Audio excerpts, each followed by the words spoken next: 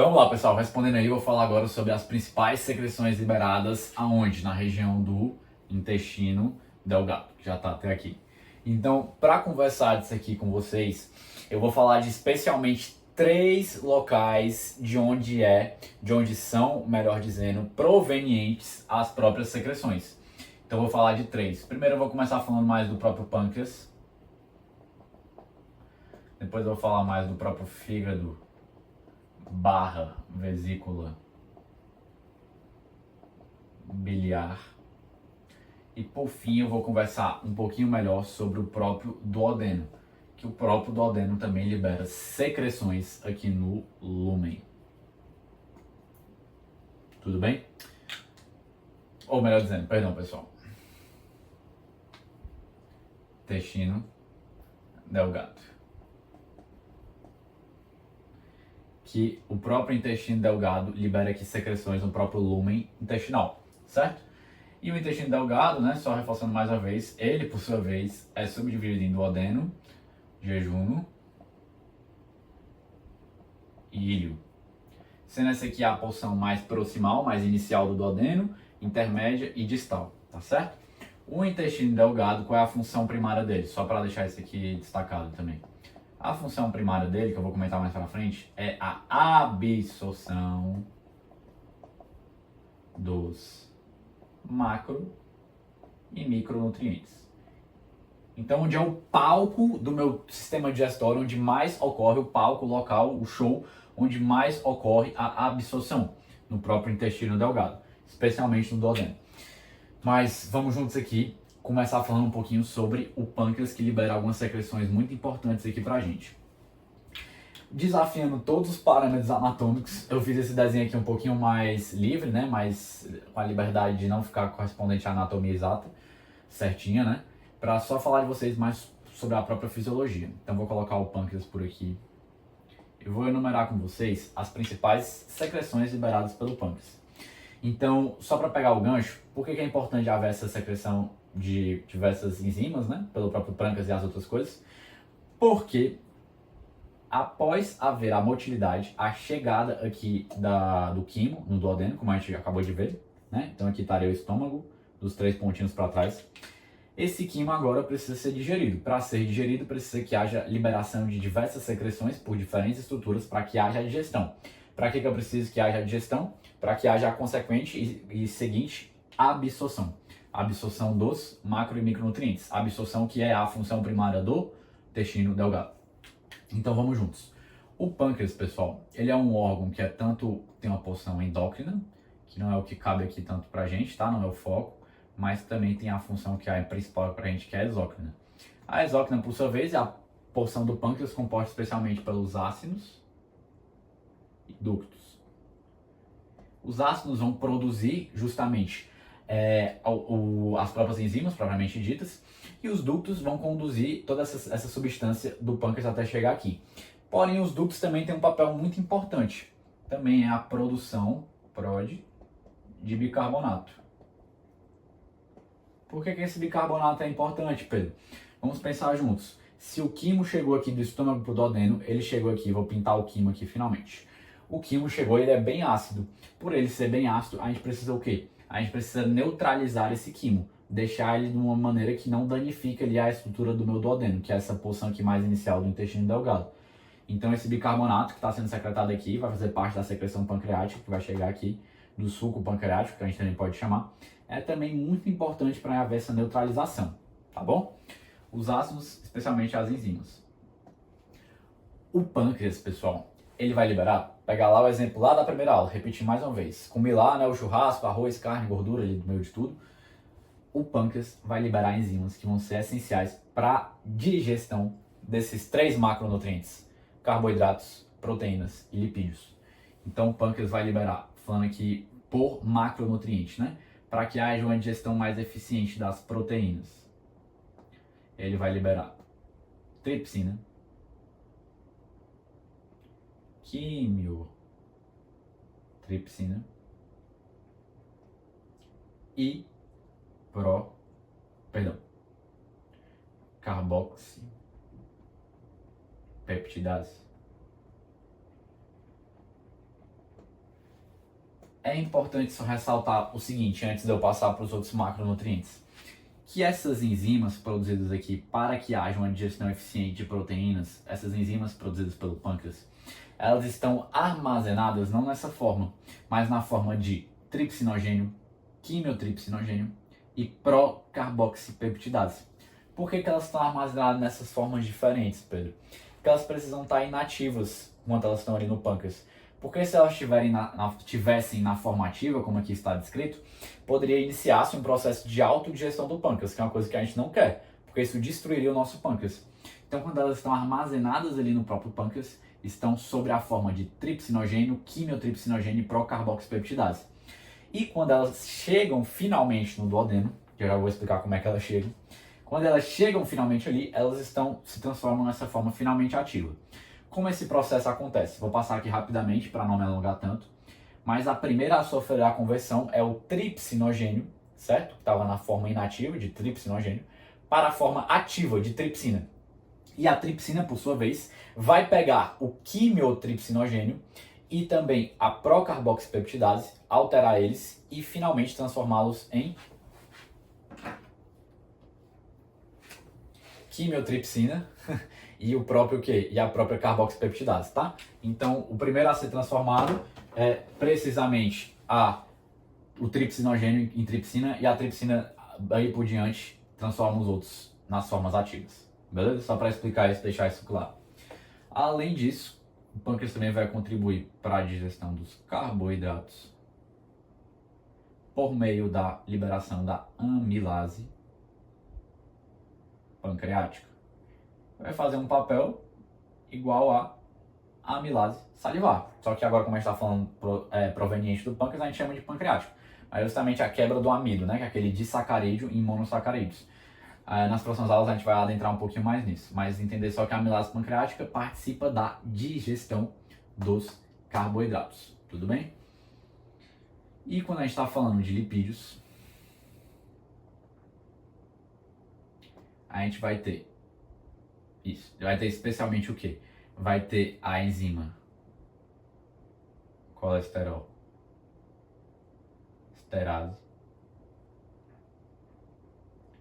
lipase pancreática e outras aqui. Não vou citar todas, mas é entender que participa o quê? Da digestão dos lipídios, tudo bem? Então o pâncreas produz e consequentemente em seguida, né, secreta diferentes enzimas e essas diferentes enzimas, que eu coloquei várias, vão participar, cada uma, né, e formam um grupo que participa da digestão de um diferente macronutriente. Então tripsina, quimiotripsina, carboxipeptidase, digestão de proteínas, amilase pancreática, digestão de carboidratos, colesterol esterase, lipase pancreática, digestão de lipídios e outras aqui, né, também. Enfim. Beleza, então digamos que aqui está o nosso pâncreas e o pâncreas vai liberar para os ductos, né? Os ácidos liberam para os ductos essas enzimas. Os ductos, por sua vez, fazem uma produção abundante de HCl3-, né? Que é o bicarbonato, mas também de água, né? De líquido mesmo, propriamente dito. E esses ductos vão se agrupando e formando ductos maiores ali no nosso pâncreas. E esses ductos maiores se juntam, por sua vez, se juntam, até formar principalmente o ducto pancreático principal, o próprio nome já diz que é o principal. Também tem um acessório, mas não vou adentrar tanto para não alongar a aula. Mas aqui a gente tem um ducto pancreático principal, botado DPP, e aqui ele vai conduzir esse suco pancreático para que chegue finalmente, colocar aqui em bolinha, não botar em líquido mesmo. Deixa eu só botar numa cor diferente. Vou botar de azul mesmo porque os pincéis estão acabando mesmo, pessoal. Mas aqui a gente chega finalmente no nosso suco pancreático aqui no nosso duodeno, tá bom? E ele chega via ducto pancreático principal, tá certo? E ele vai desembocar onde? Só para falar o local, né? Aqui essa abertura, esse orifício, chama-se papila de Vater. E a papila de Vater não poderia deixar de ter o nosso bom e velho amigo esfíncter, que eu já citei tantas vezes e vou citar nas próximas aulas também. Que há também um esfíncter que exerce essa função de porteira, né? Alçapão, passagem, né? De permitir ou não permitir a passagem de uma determinada substância. E aqui a gente tem o esfíncter que a gente chama de Oddi, que é o nome dele. Tá bom? Então na papila de Vater a gente tem o esfíncter de Oddi que regula a passagem, a liberação do próprio suco pancreático. Suco pancreático produzido no pâncreas, que é composto principalmente de enzimas, bicarbonato e água. Enzimas produzidas pelos ácidos, enzimas que vão participar da digestão de diferentes macronutrientes, proteínas, carboidratos e lipídios. E os ductos, por sua vez, o bicarbonato e a água vai servir especialmente para neutralizar esse quimo que chegou e é bastante ácido e agressivo para o nosso duodeno, que precisa estar num pH mais neutro, tá bom? Então já falei do pâncreas, agora a gente vou apagar aqui, porque vou puxar a seta assim, para ganhar espaço aqui, e falar agora do fígado / vesícula biliar. O fígado, pessoal, os hepatócitos, e também o fígado é composto pelas células dos hepatócitos, e também vai ter diversos canalículos biliares. Como assim, Pedro? Os hepatócitos iniciam a produção da bile, certo? A bile, por sua vez, ali nos hepatócitos, vai ser liberada nos canalículos biliares, tudo bem? Os próprios canalículos biliares participam ativamente da formação da bile, também é importante ressaltar isso.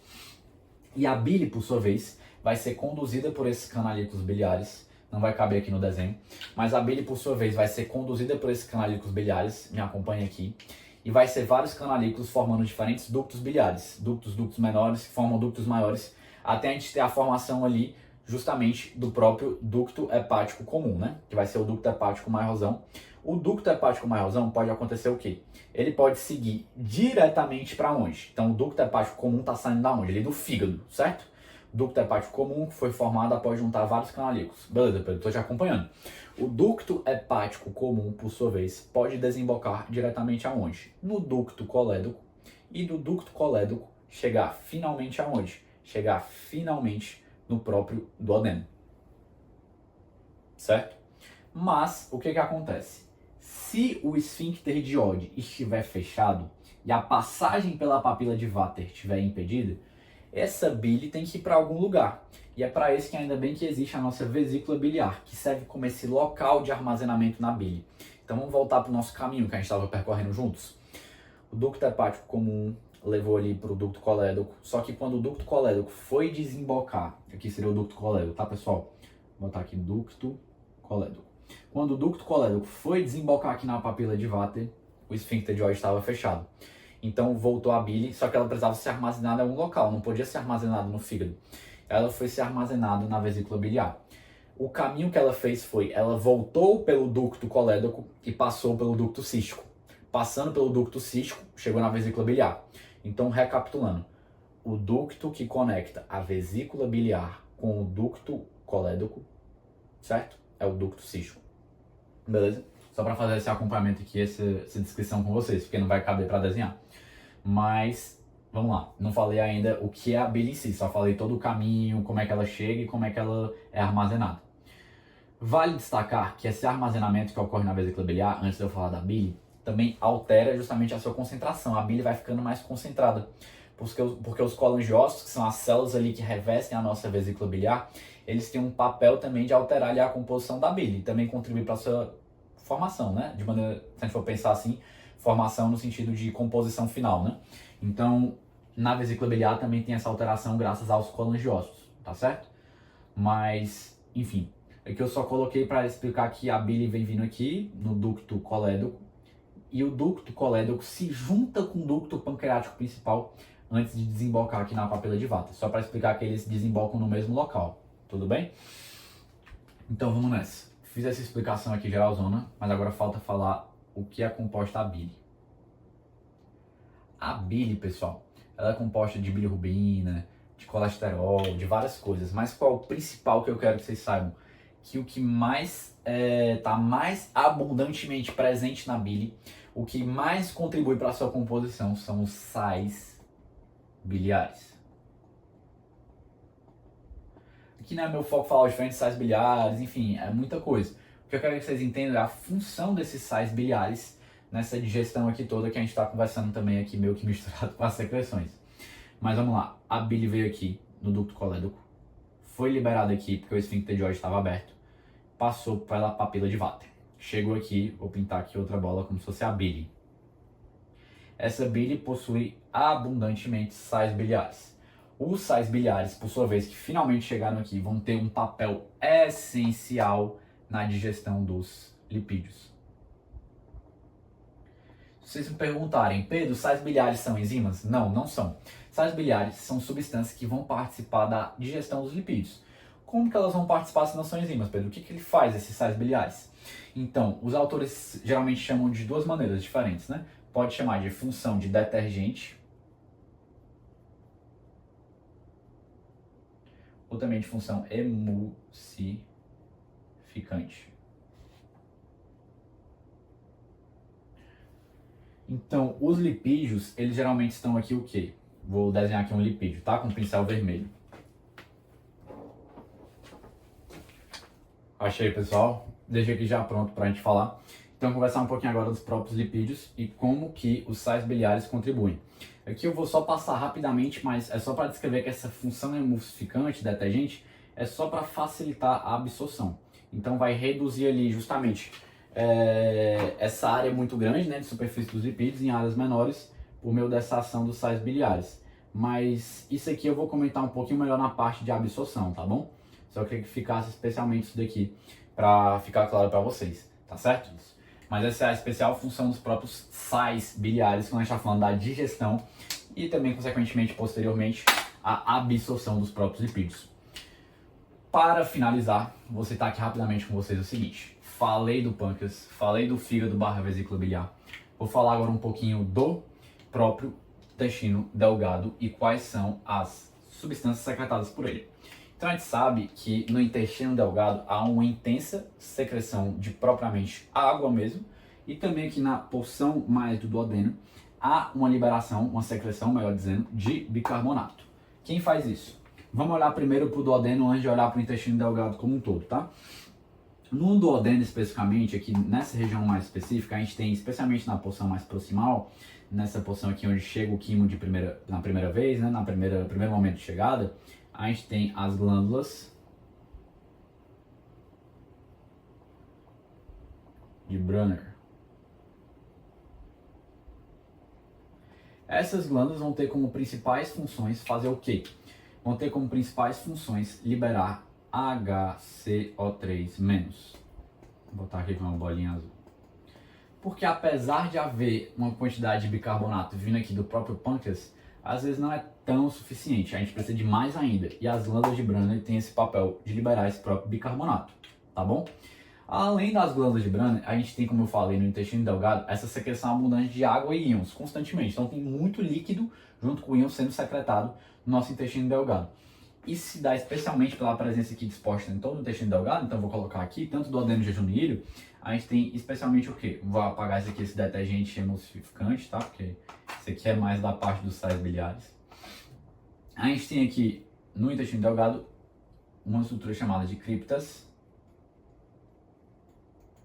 de Lieberkühn.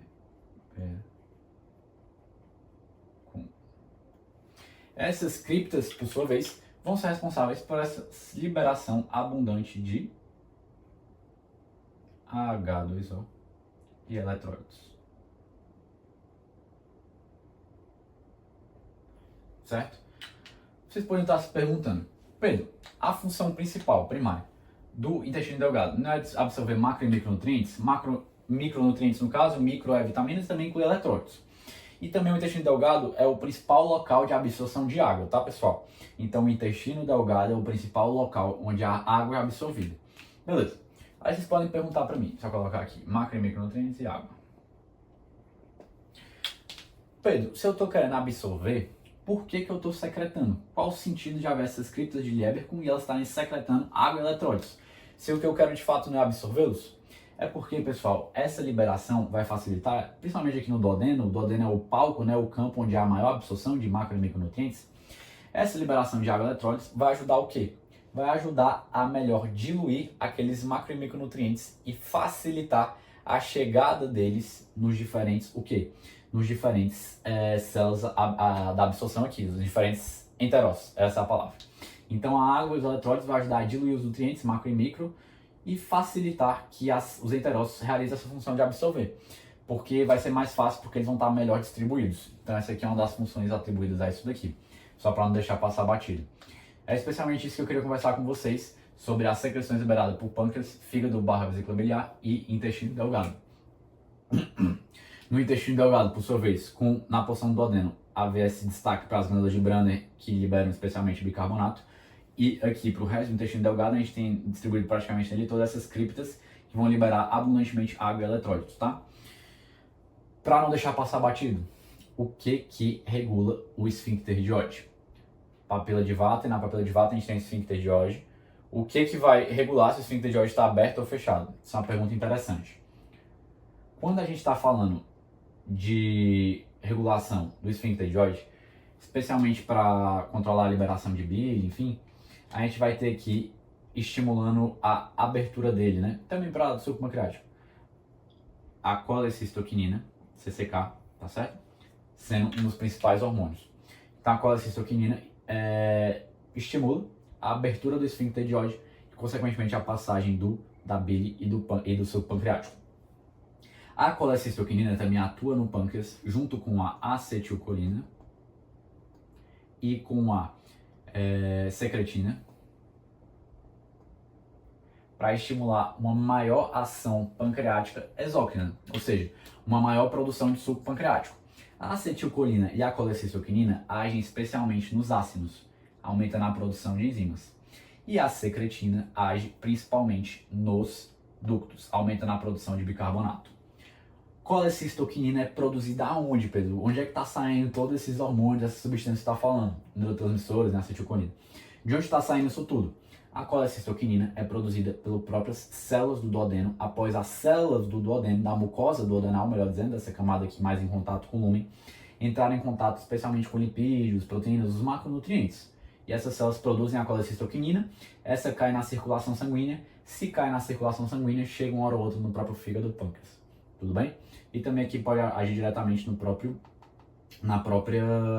esfíncter de Oddi. A acetilcolina vem da onde, Pedro? Das próprias fibras nervosas do sistema nervoso meioentérico, que trabalha junto com quem? O sistema nervoso autônomo. Então, o sistema nervoso autônomo parasimpático libera a acetilcolina ali no sistema nervoso entérico mesmo, e eles trabalham ali junto, o sistema nervoso, para atuar ali sobre o pâncreas. Melhor dizendo, desculpa pessoal, como a gente está falando do pâncreas, não tem sistema nervoso entérico aqui, né? Viajei. Aqui no pâncreas a gente vai ter o quê? A gente vai ter o próprio órgão pancreático, e a acetilcolina age via fibras parasimpáticas provenientes do sistema nervoso autônomo parasimpático no próprio pâncreas, tá bom? Aqui diretamente. E a secretina, ela vem também de células aqui da mucosa do meu duodeno. A colecistoquinina também é o hormônio mais potente quando a gente está falando de fígado e vesícula biliar para que libere a bile. Por quê? Porque a colecistoquinina induz uma contração muito forte da vesícula biliar, especialmente quando vai ser liberada a colecistoquinina, especialmente quando a gente tiver a presença de lipídios aqui. Então, para ter uma liberação vigorosa, violenta de colecistoquinina, lipídios são o que a gente diria do mais importante. Só recapitulando aqui que eu acabei errando, né, embaranando, só para falar certo mais uma vez. A acetilcolina vem das fibras nervosas parasimpáticas, que vem do sistema nervoso autônomo, né? E elas agem diretamente aqui no pâncreas, aumentando aqui, agindo nos ácidos, mais especificamente, aumentando a produção enzimática, tá bom? E a secretina age, não vem do sistema nervoso autônomo, vem da própria mucosa duodenal, e age especialmente aonde? Nos ductos, aumentando a produção de bicarbonato. Só para falar como tudo isso é regulado de maneira bem geral, usando com vocês, beleza?